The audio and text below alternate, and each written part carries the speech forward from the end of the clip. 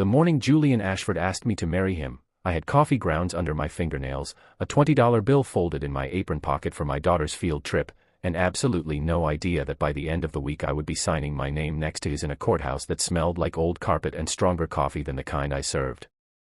My name is Bennett. I was 29 years old, working the early shift at a coffee shop called Birch and Bean, directly across the street from Ashford Tower, 40 floors of glass that caught the sunrise so hard some mornings I had to squint just to unlock the front door. I had been pulling espresso shots there for 2 years, ever since a marriage that ended quieter than it should have and a divorce that left me with a 6-year-old daughter, a used sedan with a check engine light that never turned off, and just enough pride to refuse help from anybody who offered it with strings attached. Julian Ashford came in every weekday morning at exactly 7:12. Not 7:10, not 7:15. I used to think that was arrogance. Later I understood it was the only part of his day he actually controlled. He always ordered the same thing, a black coffee, no room, and a paper straight from the stand by the door, which he read like he was hunting for a mistake somebody was about to make. He never looked up when he ordered. He never looked up when I handed him his cup. For 2 years, I was furniture to him, and honestly, that suited me fine. I had enough complicated men in my life already. Then, on a Tuesday in March, everything about that morning routine broke apart. He walked in 11 minutes late, which had never happened before, not once in 2 years. His tie was loose. His jaw had the kind of tightness that comes right before a man says something he has been holding in for hours. He stood at the counter and did not order coffee. He just looked at me, really looked at me, maybe for the first time since I had started working there. "Maya," he said. I blinked. I did not know he knew my name. It was on a little pin above my apron pocket, sure, but I had never once heard him say it out loud.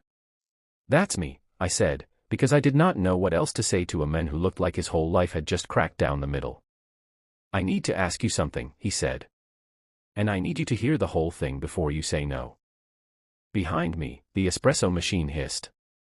A woman 2 customers back cleared her throat, annoyed at the hold-up.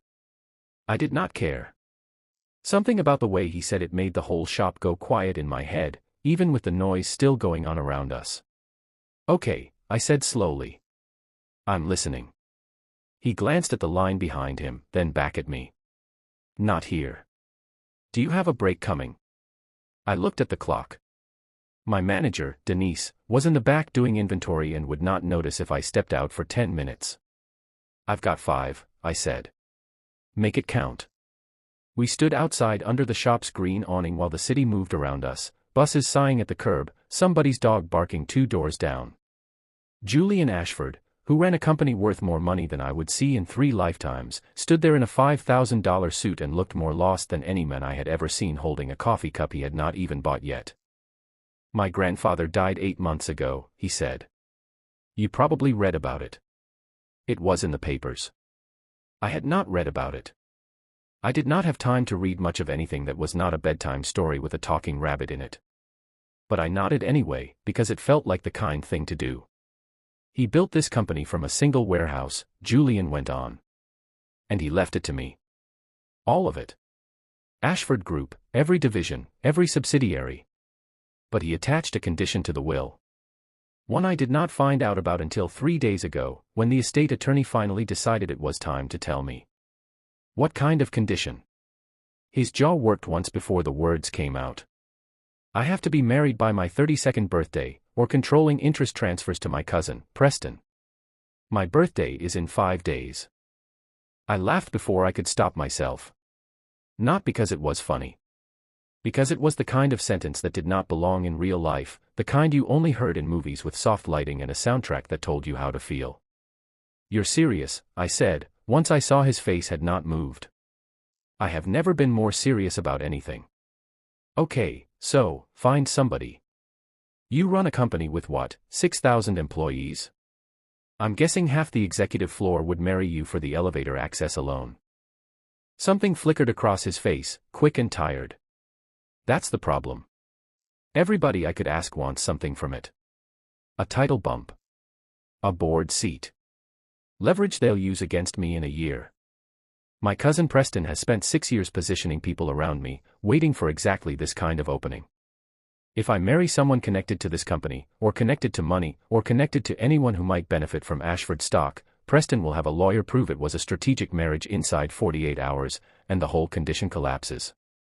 I need someone with absolutely nothing to gain from this. Someone who has never asked me for a single thing in 2 years, even though she's handed me coffee every morning and probably knows more about my actual moods than half the people on my payroll. I stood very still.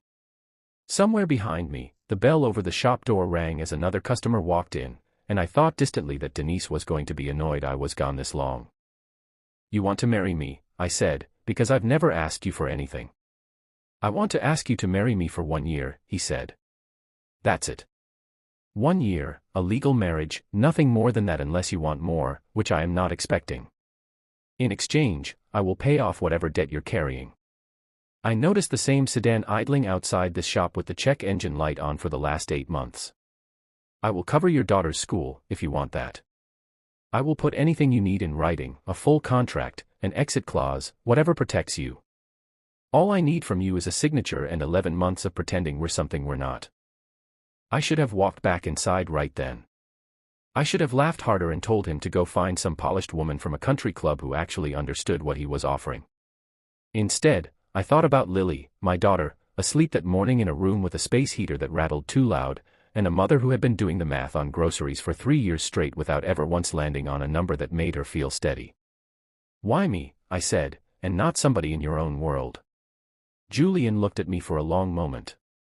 "Because in 2 years, you have never once smiled at me like you wanted something back. That's rare, Maya. Rarer than you'd think, in my life." I did not say yes that day. I told him I needed to think, and he nodded like he had expected exactly that answer, and he did not push, which surprised me more than the proposal itself.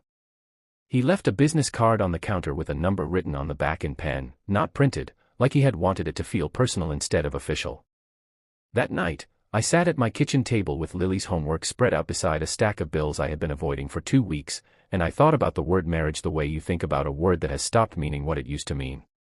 I thought about my ex-husband, who had promised forever and given me 4 years and a custody schedule instead. I thought about how tired I was of being the only adult holding up my own life. I called Julian back at 11 that night. "If I do this," I said, when he answered on the second ring like he had been waiting by the phone, "there are rules. Name them. No lies between us. Ever. Whatever we tell the world, fine, that's the world's business. But you and I stay honest with each other, always. And if anything about this puts my daughter at risk, emotionally, financially, any way at all, I walk, contract or no contract." "Agreed," he said, without a single second of hesitation. "Anything else?" "Yeah," I said. "Don't fall in love with me. And I won't fall in love with you. We both know what this is." He was quiet for a moment on the other end of the line. "Agreed," he said again, but this time it came out softer, like maybe he already suspected that rule would be the hardest one for either of us to keep. We were married 4 days later, on a Saturday morning, in a small courthouse 2 towns over where nobody would recognize his last name printed on a license. I wore a pale blue dress I had bought off a clearance rack the day before. He wore a suit that probably cost more than my car. The clerk barely looked up from her paperwork. There was no music, no flowers, no family in the pews, just 2 strangers making a promise under fluorescent lights that buzzed faintly overhead. When the judge pronounced us married, Julian looked at me like he was trying to memorize the moment, and I looked back at him and thought, this is either the smartest thing I've ever done or the worst mistake of my life, and I genuinely could not tell you which one yet. Moving into Ashford's penthouse felt like stepping onto a movie set built for somebody else's life. Floor-to-ceiling windows. A kitchen with appliances I did not know how to operate. A guest wing bigger than the entire apartment Lily and I had been renting. Julian had already arranged a room for her, soft yellow walls, a bed shaped like a little house, a bookshelf already half filled with titles a stranger had guessed she might like. "You did all this," I said, standing in the doorway of my daughter's new room, without knowing if I'd say yes. "I was hopeful," he said. "Not certain." Hopeful. Lily, for her part, adjusted faster than I did. Kids have a way of trusting new spaces before adults ever manage to. Within a week she had claimed a spot on the living room rug for her coloring books and had started calling Julian Mr. J without anybody teaching her to. The first month was awkward in ways I had not expected. We were polite with each other in the exhausting way roommates are polite when they don't actually know each other yet. I learned he took his coffee black because his grandfather had once told him sugar was for men who needed to be convinced of things. He learned I hummed under my breath when I was nervous, usually old songs from a mother who used to sing in the kitchen back when kitchens still felt safe to me. At night, I stayed in my own room at the far end of the hall. He stayed in his. We ate dinner together most nights because it felt strange not to. Two adults sitting at a table meant for eight, passing takeout containers back and forth in careful, quiet conversation. One night, about 10 days in, I found Julian standing at the kitchen island at nearly midnight, sleeves rolled up, staring at a laptop screen full of spreadsheets like it owed him money. I had come out for water and stopped in the doorway, half expecting him to wave me off the way men like him usually waved people off when they were working. Instead, he looked up and said, "Can't sleep either." "Lily had a nightmare," I said. Took me 20 minutes to convince her the closet monster clocked out for the night. That got the first real laugh I had heard out of him, low and a little rusty, like it had not been used in a while. "Effective negotiation tactic," he said. "Did the monster ask for severance?" "He wanted overtime," I said, and sat down across from him before I fully decided to. "What are you working on?" Trying to figure out why the Manila facility shipping costs jumped 11% in one quarter, he said, rubbing his eyes. "Nobody on the finance team has a good answer, and I don't trust the answers that sound too smooth." I looked at the spreadsheet upside down for a second, the way I used to look at register totals back at the shop, hunting for the number that didn't sit right. "Can I look?" He turned the laptop toward me without hesitation, which surprised me more than it should have. I spent 20 minutes scrolling through line items while he made 2 more cups of coffee neither of us needed, and eventually I found it, a recurring line under a vendor code that did not match anything else on the sheet. "There," I said, tapping the screen. "That vendor's billed 3 times under 2 different names. Either it's an accounting error, or somebody's skimming." Julian leaned over my shoulder to look, close enough that I caught the smell of his cologne mixed with the coffee, and for a second neither of us said anything at all. "How did you catch that in 20 minutes when 4 accountants missed it for a quarter?" "Because 4 accountants weren't taught to count every dollar like it was rent money," I said. "I was." He looked at me for a long moment after that, something unreadable behind his eyes, and said quietly, "I'm starting to think I got a much better deal out of this arrangement than you did." I did not have an answer for that one, so I just picked up my water glass and went back to bed before I said something that broke the careful distance we were both still pretending to keep. By the second week, the company knew. That was inevitable. Ashford Group had a floor full of executive assistants and a boardroom full of people who lived for exactly this kind of news. I walked into the lobby with Julian on a Wednesday morning, badge freshly printed with my new last name on it, and felt every set of eyes on the 40th floor land on me at once.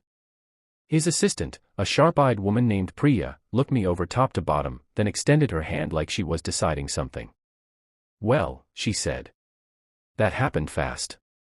"Faster than either of us expected," I said, which was, at least, honest. Priya's mouth twitched like she was fighting a smile. "He's been drinking the same black coffee from the same shop every morning for 2 years. I always wondered why he never switched, even when we opened a machine on this floor that makes the same thing for free." I did not have an answer for that. I filed it away somewhere I did not look at too closely.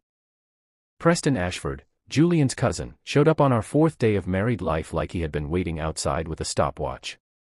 He walked into Julian's office without knocking, wearing the kind of smile men wear when they think they already know how a story ends.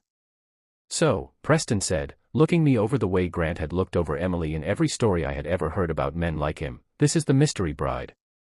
"Maya," I said, offering my hand. He did not take it right away. "Coffee shop girl," Preston said, like he had done his homework in the last 48 hours and wanted me to know it. "Bold move, Julian. Marrying the help. Grandfather's lawyers are going to love this one." "She's my wife," Julian said, and his voice had a flatness to it I had not heard before, a warning wrapped in calm. "Watch how you talk about her in my office." Preston's smile did not move, but something behind his eyes did. "I'm just saying, cousin, a marriage built this fast, this convenient, right before a deadline that hands you the entire company. It practically writes its own headline. Desperate heir marries stranger to save inheritance. I wonder how the board will feel reading that over their morning coffee. Try it, Julian said. And I'll show the board every email you sent trying to convince grandfather I was unfit to run this place while he was still deciding who to leave it to. Preston's jaw tightened. For the first time since he'd walked in, he looked less certain of himself. This isn't over, he said, and left without another word, his shoes clicking too hard against the marble floor. After he was gone, I sat down slowly in the chair across from Julian's desk.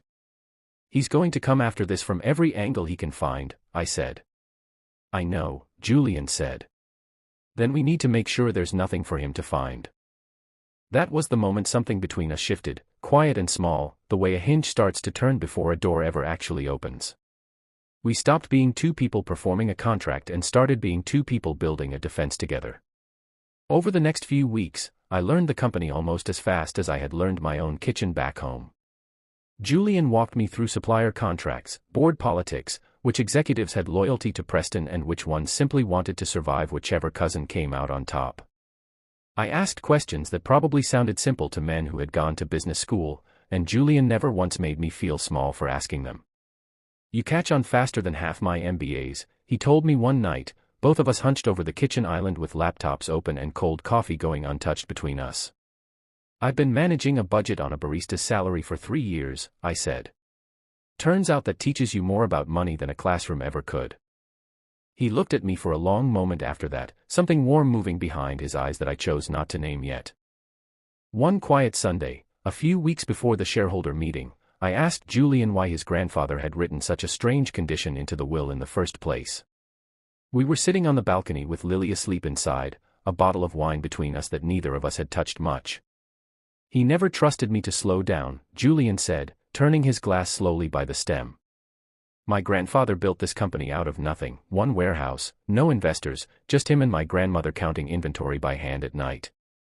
He used to say a man who never learns to share his life with somebody else eventually starts treating everyone around him like inventory too. That's a hard thing to hear about yourself, I said. It was true, he said. Before you, I worked 80-hour weeks and told myself it was for the company. I dated women who wanted the version of me that came with a title, and I let them, because it was easier than being known. My grandfather saw that happening long before I ever admitted it to myself.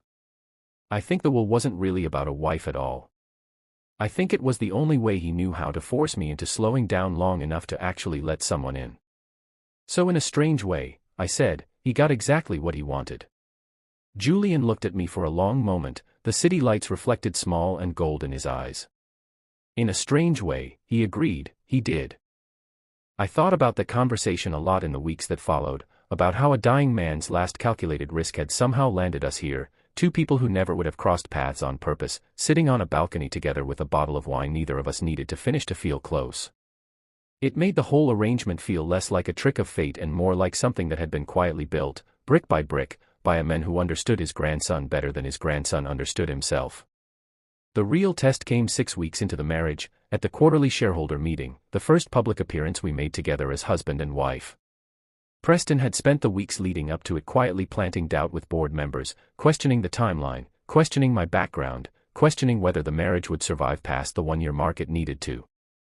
I stood beside Julian in a navy dress I had picked out myself, no stylist, no assistant, just me deciding what felt like armor. Priya had helped me with the seating chart, whispering names and old grudges into my ear like a translator for a language I was only beginning to speak. Preston stood up during the open questions portion, smooth as ever, his voice pitched perfectly for the room. I have deep respect for my cousin, he began, which was already a lie loud enough to make the back of my neck prickle. But I think shareholders deserve transparency. This marriage happened with unusual speed, directly ahead of a succession deadline written into our grandfather's will.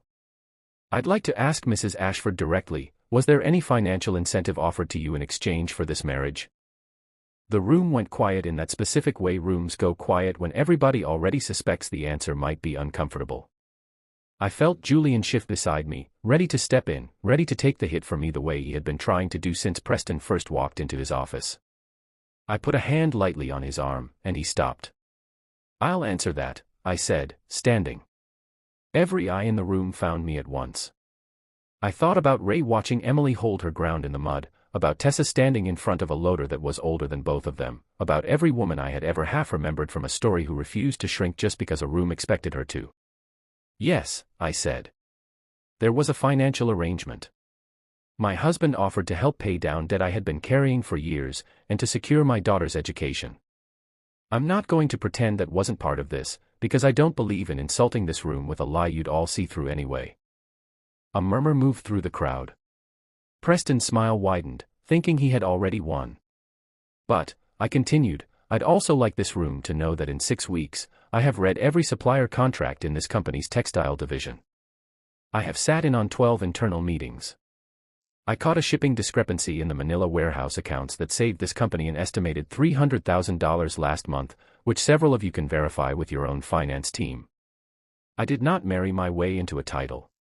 I am working every single day to understand a company that employs 6,000 families, because whether this marriage started as an arrangement or not, I take that responsibility seriously. I would ask this room, respectfully, whether Mr. Ashford here has ever once, in 6 years of sitting on this board, brought this company anything close to that kind of value. The silence that followed was different from the first one. Heavier on Preston's side of the room. A few board members exchanged glances I could not fully read, but I saw enough to know they were not the glances Preston had been counting on. Julian did not say anything for a long moment. Then, quietly, just for me, he said, "That was the single most impressive thing I have ever watched happen in this room." I wasn't finished, I whispered back, and something about the way I said it made the corner of his mouth twitch upward for the first time all meeting. After the shareholder meeting, things between us changed in ways neither of us talked about directly. We started eating dinner earlier, lingering longer. He started coming home before 8 most nights instead of 9 or 10. Lily began asking, without any prompting from me, whether Mr. J could come to her school spring recital, and Julian, who ran a company with more moving pieces than most small countries, cleared his entire calendar without a single complaint. I watched him sit in a plastic folding chair in a school gymnasium, clapping too loud when Lily forgot half her lines and improvised the rest with total confidence, and I felt something crack open in my chest that I had spent years keeping carefully closed. There was one night, about a week before the recital, that I almost let myself forget how careful we were supposed to be staying. Ashford Group hosted a fundraising gala downtown, the kind with a string quartet and a silent auction and men in tuxedos who all seemed to know each other from somewhere I would never be invited to. I wore a dress Priya helped me pick, deep green, simple enough that I did not feel like I was playing dress-up in somebody else's life. Julian introduced me to almost everyone that mattered in the room, his hand resting lightly at the small of my back the entire night, like he had stopped thinking about whether that was part of the performance or not. Then, near the dessert table, a woman in red approached us with the kind of smile that had clearly been aimed at Julian long before I ever existed. "Julian Ashford," she said, ignoring me almost entirely. "It has been years. I heard the news, of course. Everyone has." Her eyes flicked to me, quick and assessing, the way Preston's had. "I'm Vivian. Julian and I dated, back before any of this. Before the company got so serious." "Vivian," Julian said, his voice polite in a way that told me exactly how little warmth was behind it. "This is my wife, Maya." "Charmed," Vivian said, in a tone that suggested the opposite. She turned back to Julian like I had already left the conversation. "You look wonderful. Tired, but wonderful. Running an empire will do that to a man. I always thought you needed someone who understood the pressure of that world. Someone who'd been raised in it." "I have someone who understands pressure just fine," Julian said, and reached for my hand without looking away from Vivian. "She spent 3 years running a household and a job on a schedule tighter than anything this company has ever demanded of me. I'd say she's more qualified than most people in this room." Vivian's smile thinned considerably. She excused herself a moment later, and Julian let out a breath I had not realized he was holding. "Old girlfriend?" I asked, once she was out of earshot. "Old mistake," he said. "One my grandfather actually liked, which should tell you everything you need to know about how good my judgment used to be." I laughed, but something about the exchange sat with me the rest of the night, a small ache I did not examine too closely, the shape of jealousy I had no right to feel over a marriage that was supposed to stay clean and uncomplicated. I caught myself watching him across the room later, laughing easily with a room full of people who had known him his whole life, and thought, not for the first time, that I had stopped being entirely sure what I was protecting myself from anymore. That night, after Lily had fallen asleep with her recital ribbon still pinned to her shirt, I found Julian on the balcony, tie loosened, staring out at a city that belonged to him in ways I still could not fully understand. "You didn't have to come tonight," I said, stepping out beside him. "I wanted to," he said. "I've spent my whole life at events I was required to attend. Tonight was the first one in a long time I actually wanted to be at." I looked at him, the city lights catching the tired lines around his eyes, and I thought about the rule we had made in the very beginning. "Don't fall in love with me. And I won't fall in love with you." "Julian," I said. "I think we might have broken our own rule." He turned to look at me fully then. "I think we broke it about 4 weeks ago," he said, "and I've just been too much of a coward to say it out loud." Neither of us moved for a moment. Then he reached up, slow enough that I could have stepped away, and brushed a piece of hair back from my face. "I need you to know," he said, "that whatever happens with Preston, whatever happens with the company, this stopped being about the will a long time ago for me." "For me too," I said, and when he kissed me, it did not feel like the ending of an arrangement.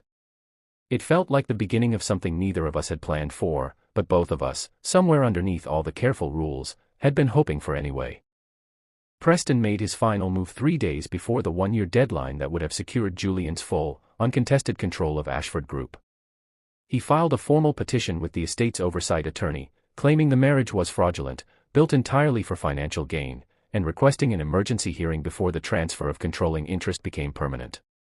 We sat across from a review panel in a conference room that smelled like old paper and expensive cologne, Preston on one side with 2 lawyers flanking him like bodyguards, Julian and I on the other with nothing but a folder of evidence I had spent the last week putting together myself. Preston's lawyer went first, laying out the timeline like a prosecutor building a case. The speed of the marriage. My previous financial hardship. The suspicious convenience of a coffee shop employee suddenly becoming the wife of one of the city's wealthiest men, days before a deadline that would hand him an empire. "With respect," the lawyer said, glancing at me like I was a headline waiting to be written, "this has all the markings of a transaction dressed up as a marriage." I stood up before Julian could. He glanced at me, and I gave him the smallest nod, the same one Emily might have given Jake, the same one Tessa might have given Clay, a silent understanding that some fights a person has to stand up for themselves. "I'd like to submit something," I said, sliding the folder across the table. "Financial records showing that the money my husband transferred to me went entirely toward paying off medical debt for my daughter's emergency surgery 2 years ago, and toward a college savings account that I did not touch a single dollar of for myself. I'd also like to submit 12 performance reviews from Ashford Group department heads confirming operational improvements I've contributed to since joining this company informally, none of which required a marriage license to accomplish, and all of which I would have gladly done as an employee if that had been offered to me instead." The panel exchanged glances. Preston's lawyer opened his mouth to interject, but I was not finished. "And I'd like this panel to consider something else," I said, my voice steadier than I expected it to be. "Mr. Preston Ashford has spent 6 years positioning himself for exactly this outcome, according to internal emails obtained through a formal records request, which I have also included in that folder. Emails discussing how to discredit Julian's leadership to the late Mr. Ashford before his passing. Emails discussing which board members could be persuaded to vote against succession if the marriage condition failed to be met. I would ask this panel, respectfully, whether the true fraud in this room is a marriage built on honesty and hard work, or 6 years of quiet manipulation aimed at inheriting a company Mr. Preston Ashford never once helped build." The silence that followed lasted long enough that I could hear the ticking of the wall clock behind Preston's chair. His face had gone pale in a way I had never seen on him before, all that smooth confidence draining out at once. The panel's lead attorney finally spoke. "We will need time to review these documents fully," he said. "But I will say, Mrs. Ashford, this is considerably more thorough than anything presented on the other side of this table today." Preston stood so fast his chair scraped hard against the floor. "This is absurd," he said. "You expect me to believe none of this was calculated?" "Everything worth having takes calculation, Preston," Julian said, standing beside me now, his hand finding mine under the table before he even rose. The difference is what you calculate for. You spent 6 years calculating how to take something. I spent the last few months learning how to build something, with a woman who never once asked me for anything until I offered it first. Preston looked between us, and for the first time since I had met him, he had no clever line ready. He grabbed his folder, muttered something about appealing the ruling, and walked out with his lawyers trailing behind him like men who already knew they had lost. The panel ruled 2 weeks later. The marriage was recognized as legitimate. Controlling interest transferred fully and permanently to Julian, no conditions, no further review. Preston's appeal was dismissed within a month, and shortly after that, he sold his remaining shares and left the company entirely, moving somewhere out of state where nobody would ask him about the cousin he had spent years trying to undercut. The 1-year mark came and went so quietly I almost missed it. We had dinner that night the same as any other, Lily between us telling a long, winding story about a classroom hamster that had escaped its cage, Julian laughing in that low, easy way he had started laughing more and more since the shareholder meeting. After Lily went to bed, I found the original contract in a drawer where it had sat untouched for months, the exit clause I had insisted on typed neatly on page 4. I brought it out to the balcony where Julian was standing, same spot as always, same tired eyes that had somehow, over the last year, learned how to rest. "It's been a year," I said, holding up the folder. He looked at it, then at me. "Are you invoking the exit clause?" "No," I said. "I just wanted you to see that I could have. That I'm choosing not to." He crossed the space between us slowly, like a man who still could not quite believe his luck, and took the folder from my hands and set it down on the railing without looking at it again. "Marry me for real," he said. "Not a courthouse, not a deadline, not a contract with an exit clause built into page 4. A real wedding, in front of people who actually know us, because I choose you, Maya. Not because of a will. Not because of a deadline. Because somewhere in the middle of pretending, I stopped pretending, and I have never once wanted to stop again." I laughed, half tears, half disbelief, the same way I imagine every woman laughs when the thing she never let herself hope for finally arrives anyway. "You already married me once," I said. "Are you allowed to propose to your own wife?" "I'm the CEO," he said, smiling the way he never used to smile back when he was just a man ordering black coffee, no room, at exactly 7:12 every morning. "I make the rules now." We got married again 8 months later, this time in front of family, in front of Lily walking down the aisle scattering flower petals with far more enthusiasm than accuracy, in front of Priya crying harder than anyone expected, in front of a version of my life I never could have imagined standing behind a coffee counter 2 years earlier. Preston did not come. Nobody expected him to. But everyone who mattered was there, and when Julian slid the ring onto my finger a second time, it did not feel like a formality repeating itself. It felt like the truth finally catching up to the paperwork. These days, Lily still calls him Mr. J sometimes, out of habit, and he still lets her, because some names become their own kind of love once you've heard them enough times. I still work at Ashford Group, though these days it's less about reading contracts at midnight and more about running an operations division I built almost entirely from scratch, one I am, according to Priya, terrifyingly good at. And every morning, at exactly 7:12, Julian still drinks his coffee black, no room. Except now he drinks it at our kitchen table, across from me, in a life neither of us signed up for on purpose, but both of us would choose again in an instant if we had the chance. What would you have done if a stranger you'd served coffee to for 2 years suddenly asked you to marry him to save his entire inheritance? Would you have said yes for the money, or would you have walked away and never looked back? Tell me your answer in the comments below. If you like this one, make sure to leave a like, subscribe for more stories just like it, and I will see you in the next video.